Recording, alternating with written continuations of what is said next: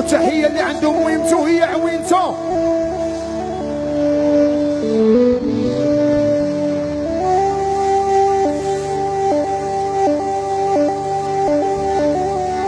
على فكرة أنا جاي باش نشرف المدينة ديالي سلا، وإلا خرجت خارج الوطن تنشرف بلادي المغرب، وأنا فخور بأن تنشرف المغرب أحسن بلاد في العالم. وكتبت واحد الكلام خصيصا للموازين. حنا كاع مغاربة والسمية ضاربة العالمية، والصحراء هي الخوت عليها نفنى ونموت.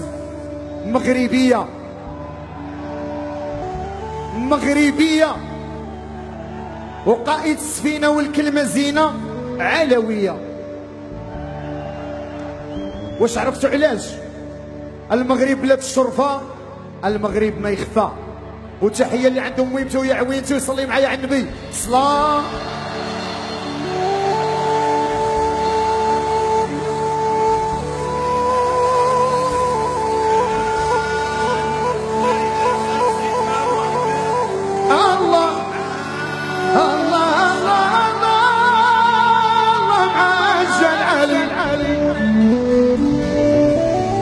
اسمعوا مزيان هاد الكلام، ديما تنقولوا في حق الميمه.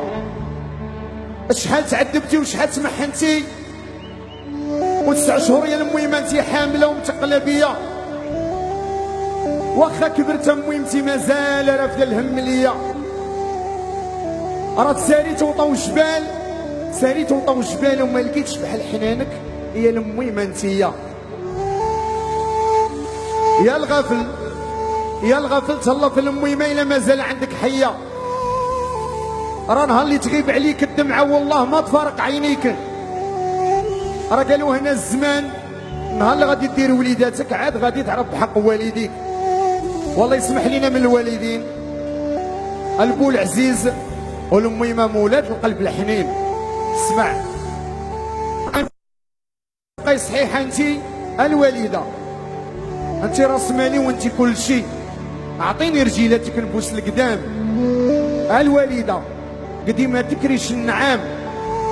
فك ميمتي حبيبتي واختي، وبلا بيك تحرر عيشتي، وباغي غير رضاك وما باغي حتى حاجه، ونتمنى نموت حداك وما غنديكش لدار العجازه. ما غنديكش.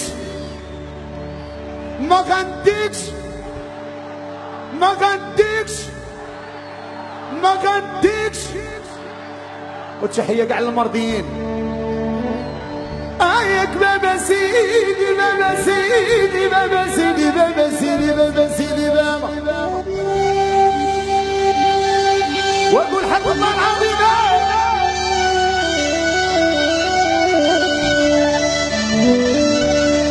ياك صاحبي اللي كانت المحبة يا وليدي يا سلاوي، كان يعلقني انا بدراعه. واليوم تقدرت المحبة يا وليدي، وبنتي يا اميرة واللي يعطيني سلام، ويلي على راس وعو. قدام يا زيدي. وتحية العزيز عليهم مهمته غنشط معانا.